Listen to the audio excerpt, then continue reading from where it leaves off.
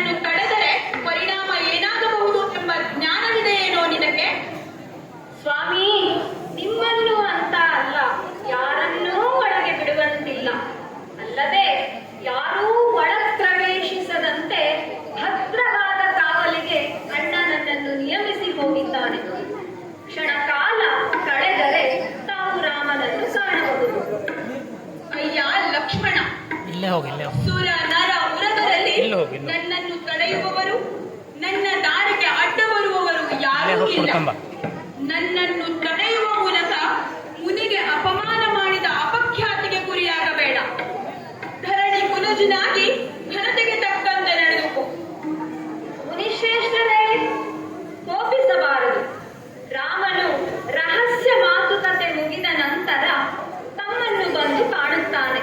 ಅಲ್ಲಿಯವರೆಗೂ ರಾಮನಿಂದ ಏನಾಗಬೇಕಿತ್ತೋ ಅದನ್ನು ನನ್ನ ಬಳಿ ಅರ್ಹವುದು. ರಾಮನ ಸೇವಕನಾಗಿ ಅವನ ಕಾರ್ಯವನ್ನು ಮಾಡಿಕೊಡುತ್ತೇನೆ. ಏನಾಗಬೇಕು ಹೇಳಿ ಸ್ವಾಮಿ?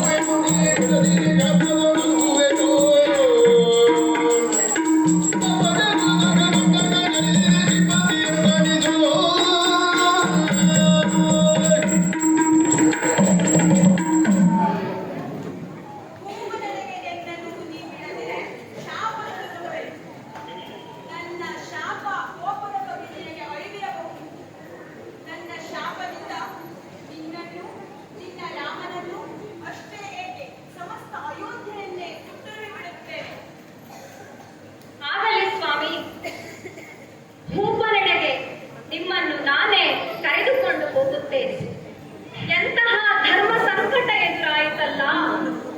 ಒಂದೆಡೆ ಅಣ್ಣನ ರಾಜಾಜ್ಞೆ, ಇನ್ನೊಂದೆಡೆ ಕೋಪಿಷ್ಠರಾದ ಮುನಿಗಳ ಶಾಪದ ಗೆರೆ. ಏನು ಮಾಡುವುದು? ಕಾವಲಿನಲ್ಲಿ ಲೋಪವಾದರೆ ಶಾಪವಿದೆ ಎಂದು ಅಣ್ಣ ಎಚ್ಚರಿಸಿ ಹೋಗಿದ್ದಾನೆ. ಯಾರನ್ನೂ ಒಳಗೆ ಬಿಡುವಂತಿಲ್ಲ. ಹಾಗೆಂದು ಈ ಕಡುಕೋಪಿ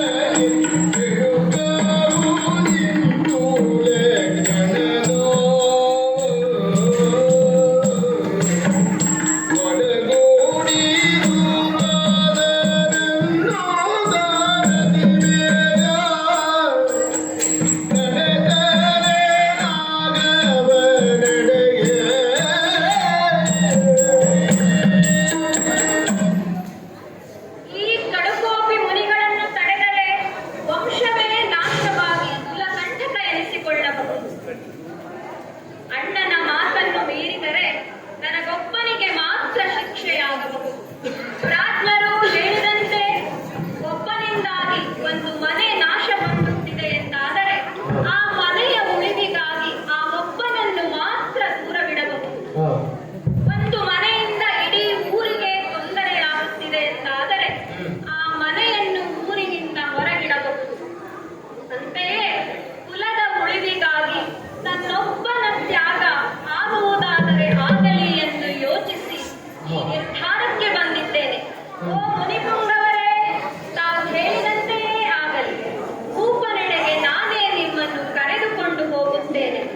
ಬನ್ನಿ ಸ್ವಾಮಿ, ಬನ್ನಿ. ಹೌದಾ? ಸರಿ, ನಡೆ, ಸಾಗೋಣ.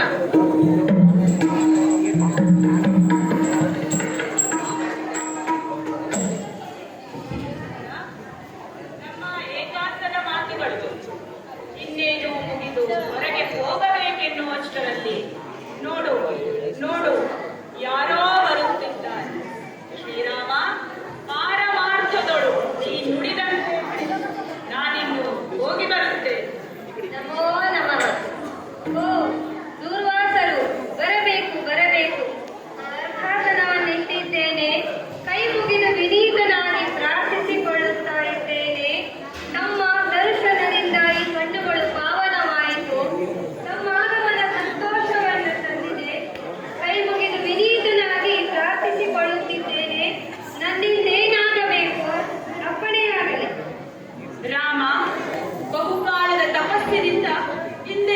ಎಚ್ಚರಗೊಂಡಿದ್ದೇನೆ.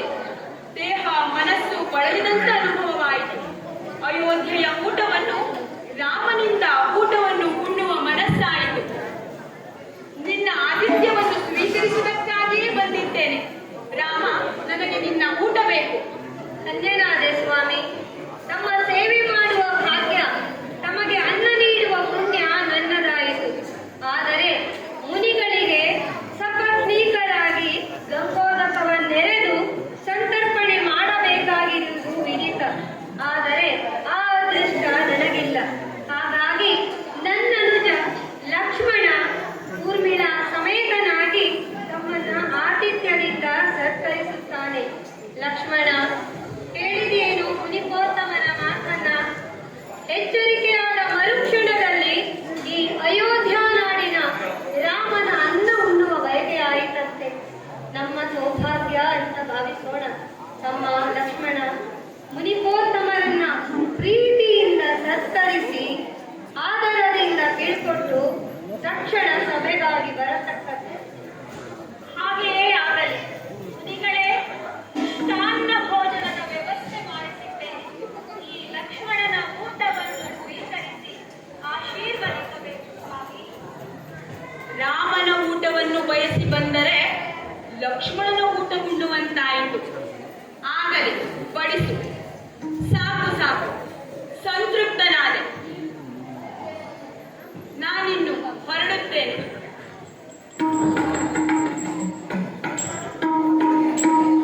ಸಭೆಯೆಲ್ಲ ಸೇರಿದ್ದೇನೆ. ಎಂದಿನಂತೆ ಉತ್ಸಾಹದಿಂದ ಕೂಡಿದ ಸಭೆಯಲ್ಲ.